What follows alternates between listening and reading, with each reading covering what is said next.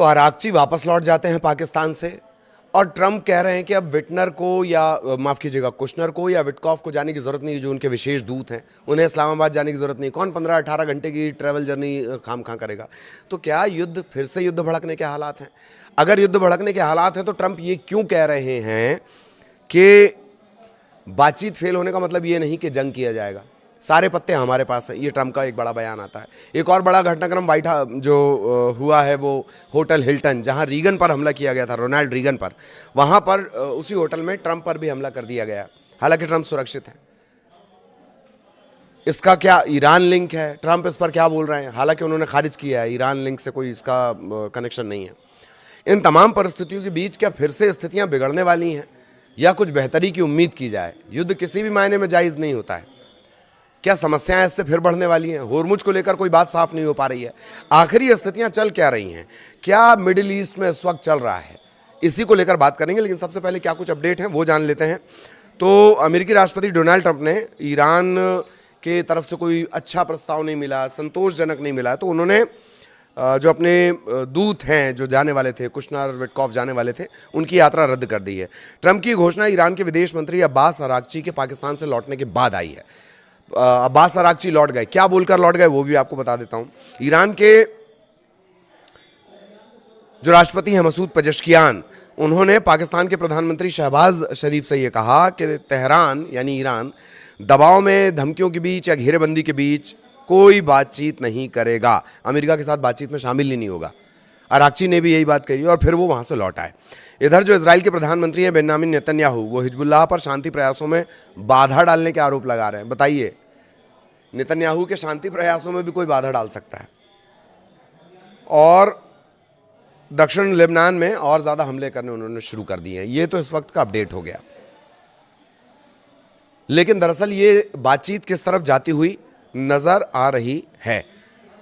तो बातचीत तो कैंसिल हो गई। बातचीत इस वजह से कैंसिल हो गई है क्योंकि ईरान का ये कहना है कि हम इस तरह के स्थितियों में घेरेबंदी, धमकी, उल्टी सीधी बातें, उल्टे सीधे बयान, इन सब के बीच हम शांति वार्ता नहीं करेंगे। और इसके बाद ट्रंप ने भी ये कह दिया कि ठीक है, जो हमारे स्पेशल दूत हैं, विशेष दूत हैं विटकॉफ और कुशनर, वो भी नहीं जाएंगे इस्लामाबाद। उन्होंने ये हवाला दिया कि कौन 15-18 घंटे की जर्नी करे, जबकि ईरान वहाँ पर है ही नहीं। फिर उनसे सवाल किया गया कि क्या वार्ता फेल हो गई, और वार्ता फेल हो गई तो फिर से हम जंग में जाएंगे? तो उन्होंने कहा कि नहीं, वार्ता फेल होने का मतलब ये नहीं है कि जंग पर ही जाया जाएगा। ये एक पॉजिटिव साइन है, लेकिन कब तक रहेगा? ट्रंप हैं वो, उनके बयान कब बदल जाएं ये कुछ खुद उन्हें क्लियर नहीं होता, ऐसा लगता है। तो क्या इन सब के बीच अपडेट है? अमेरिकी राष्ट्रपति ट्रंप ने कल एक बड़ी बात भी कही कि वहां फैसले कौन ले रहा है, ईरान में फैसले कौन ले रहा है। वो बार बार इस बात को लेकर सवाल उठा रहे हैं कि मुस्तफा खामनेई तो ठीक है नहीं, उनकी तो तबियत खराब है, तो फैसले ईरान में ले कौन रहा है और कौन डिसीजन मेकर है वहां पर इस वक्त? इसको लेकर हमने एक विस्तार से वीडियो भी बनाया है। अमेरिका मजबूत स्थिति में है और हमारे पास सारे पत्ते हैं। अगर ईरान बातचीत करना चाहता है तो वो फ़ोन पर संपर्क कर सकता है, ईरान कभी भी फ़ोन लगा सकता है। ये बात भी उन्होंने कही है इस बातचीत के फेल हो जाने के बाद। और जो ईरानी विदेश मंत्री हैं अब्बास अरागची, शनिवार को वो अमेरिकी अधिकारियों के पहुंचने से पहले ही पाकिस्तान से विदा हो गए कि हम इस तरह से जो बातचीत है वो इस तरह से नहीं करेंगे घेरेबंदी के बीच। ये बात मसूद पेजेश्कियान ने भी कही। क्या अपडेट है 24 घंटे में, क्या अपडेट है वो जान लीजिए। ईरान के विदेश मंत्री बोले पाकिस्तान का दौरा काफ़ी उपयोगी रहा और शांति बहाल करने के लिए पाकिस्तान की कोशिशों की उन्होंने तारीफ की है। जर्मनी होर्मुज स्ट्रेट मिशन में शामिल होगा अगर युद्ध खत्म होता है तो, माइंस हटाने के। इजराइल ने हिजबुल्लाह का संदिग्ध ड्रोन को मार गिराया है। मिनाब स्कूल पर जो हमला हुआ था उसका AI वीडियो ईरान ने जारी किया। 28 फरवरी को मिनाब स्कूल पे हमला हुआ था। एक छात्रा का AI वीडियो जारी किया गया है। इसे फातिमा की कहानी ये नाम दिया गया है। ईरान इस मोर्चे पर भी बहुत अच्छा फाइट कर रहा है, मतलब तकनीक के मोर्चे पर, सोशल मीडिया के मोर्चे पर। जंग के बाद जो ईरान के हज यात्री हैं उनका जत्था भी सऊदी अरब पहुंचा है और इसे भी ऐसे देखा जा रहा है कि शायद अब जो स्थितियां हैं वो सामान्य हो जाएं, शांति की तरफ कोई कदम बढ़ाया जाए। हज यात्रा पर जो जत्था रवाना हुआ उसके बाद ईरान के राष्ट्रपति मसूद पेजेश्कियान ने कहा है कि तेहरान धमकी दबाव के बीच अमेरिका से कोई बातचीत नहीं करेगा। CNN के हवाले से खबर आई है सामने। शहबाज शरीफ से फ़ोन पर बातचीत में पेजेश्कियान ने कहा कि अमेरिका के जो स्टेप्स हैं, अमेरिका जो कदम उठा रहा है वो भरोसे को कमज़ोर कर रहे हैं। शुरुआत से ही दोनों देशों के बीच भरोसे का संकट रहा है। ठीक, शरीफ ये भरोसा दिला रहे हैं कि पाकिस्तान क्षेत्रीय शांति और स्थिरता के लिए अपनी कोशिशें जारी रखेगा। एक बात ये भी निकल कर आई कि क्या ये जो फायरिंग हुई है ट्रंप के ऊपर हुई है या उस हॉल में हुई है, हिल्टन होटल में हुई है, क्या उसका कोई ईरान कनेक्शन है? उससे साफ इनकार कर दिया है वाइट हाउस करस्पॉन्डेंट्स में जो फायरिंग हुई है। ईरान से कोई सीधा संबंध इसका नहीं लगता, लेकिन आप कभी नहीं जानते। हमारी टीम जांच कर रही है, जल्द सच्चाई सामने आ जाएगी। कोई कनेक्शन की पुष्टि अभी तक हुई नहीं है। ईरान के जो विदेश मंत्री हैं अब्बास अराक्ची, उन्होंने अपने मिस्र और तुर्की के काउंटर पार्ट से फ़ोन पर बातचीत भी की है। अराक्ची के मिस्र के विदेश मंत्री बद्र अब्देलत्ती, उनके बीच सीज फायर, कूटनीतिक प्रयास, इन सब को लेकर चर्चा हुई है। अराक्ची ने तुर्की के जो विदेश मंत्री हैं हाकान फिदान, उनसे भी बातचीत की है। इस कॉल की हालांकि ज़्यादा जानकारी नहीं दी गई है। और ओमान दौरे के बाद जो ईरान के जो विदेश मंत्री अब्बास अराक्ची, वो फिर से पाकिस्तान जाएंगे, ये भी क्लियर किया गया है। ओमान यात्रा के बाद वो रूस जाते समय इस्लामाबाद जाएंगे। ईरान की जो न्यूज़ एजेंसी है इरना, उसके हवाले से खबर सामने आई है अराक्ची पाकिस्तान फिर से पहुंच सकते हैं रूस जाने के दौरान। ये बात निकल कर सामने आई थी। ये सारे पुराने अपडेट्स हो गए। अब ये बात आती है कि दरअसल क्या स्थितियां हैं। भरोसा अमेरिका पर हो नहीं पा रहा है, किसे नहीं हो पा रहा है? ईरान को भरोसा नहीं हो पा रहा है। तो बातचीत के कदम आगे कैसे बढ़ेंगे? इधर दूसरा पहलू इस घटना का ये भी है कि अब 60 दिन होने को हैं। 60 दिन बाद अमेरिकी संविधान के मुताबिक राष्ट्रपति को फिर से भरोसा लेना होता है। किसका भरोसा लेना होता है? अपनी कैबिनेट का भरोसा लेना होता है, अपनी देश की संसद का भरोसा लेना होता है। ये संवैधानिक व्यवस्था है वहाँ पर। हालांकि स्पेशली कुछ जो इसके तोड़ हैं वो इससे पहले भी निकाले जाते रहे। और ये स्थिति ऐसे वक्त पे आ रही है जब रिपब्लिकन डेमोक्रेट दोनों ट्रंप से नाराज हैं, ट्रंप के इस युद्ध वाले कदम से नाराज हैं, ट्रंप के इस युद्ध में जाने को लेकर नाराज हैं। उन परिस्थितियों के बीच 60 दिन पूरे होने वाले हैं। 28 फरवरी से घटनाक्रम चलता है, लेकिन 1 तारीख को जानकारी अपने देश को, औपचारिक जानकारी अपने देश को दी गई थी। किसकी तरफ से? अमेरिका, यानी जो राष्ट्रपति हैं ट्रंप की तरफ से। अमेरिका को ये जानकारी 1 तारीख को दी गई। उस हिसाब से जब 60 दिन हो जाएंगे, उससे पहले ये जानकारी देनी होगी कैबिनेट को युद्ध के बारे में कि युद्ध जारी है, बंद हो गया, क्या स्थिति है युद्ध की, क्या जारी रखा जाएगा युद्ध को।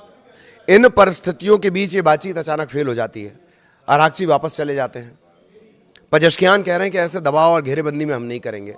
खबर यह भी निकल कर आ रही है कि होर्मुज स्ट्रेट पर, जिस दोनों के अपने अपने दावे हैं। अमेरिका का कहना यह है कि होर्मुज पर हमारा कंट्रोल है, सारे पत्ते हमारे पास हैं। दूसरी तरफ ईरान का कहना यह है कि पहले नाकेबंदी तो हटानी ही पड़ेगी, उसके बाद आगे की कोई बात होगी। इस नाकेबंदी के बीच भी जानकारी ये निकल कर आ रही है कि जो ईरान है वो अपने जहाज़ों को, अपनी शिप को पार करा ले रहा है। वो लगातार दुनिया में डिलीवरी उसकी चल रही है, जो भी उससे तेल खरीदता है, सामान खरीदता है उसे।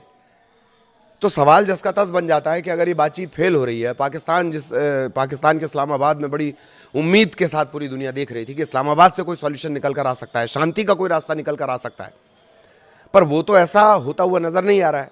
अमेरिका ने भी कहा कि भैया तुम्हें जाने की जरूरत नहीं है गुरु।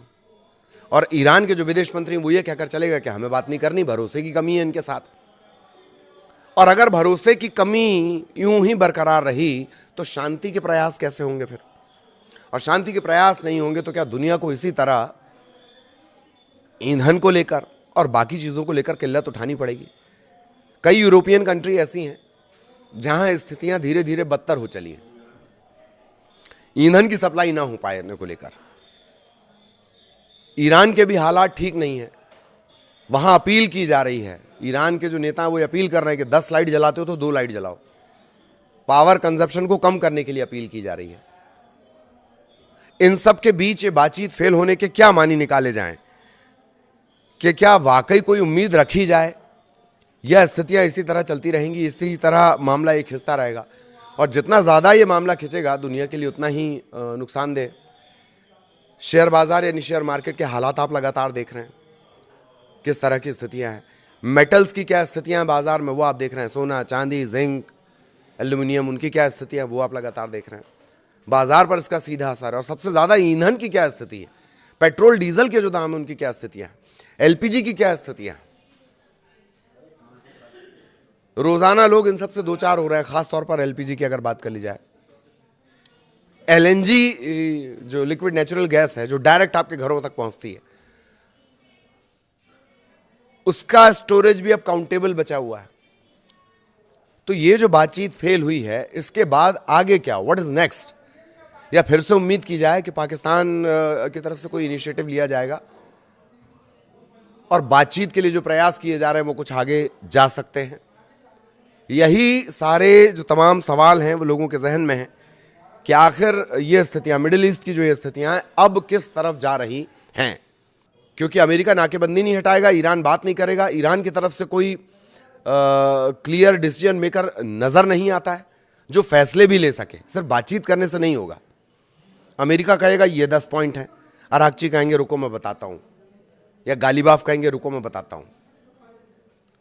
और ये जो अलग अलग समूहों को पावर देकर ईरान में जो स्थितियां चल रही हैं वो कब तक चलेंगी? ये तमाम बड़े सवाल हैं जिनके जवाब जल्द से जल्द खोजे जाने की जरूरत है। और ये तभी मुमकिन है जब शांति के लिए कोई ठोस पहल होती नजर आए। आगे भी अपडेट आप तक पहुंचाएंगे। नमस्कार।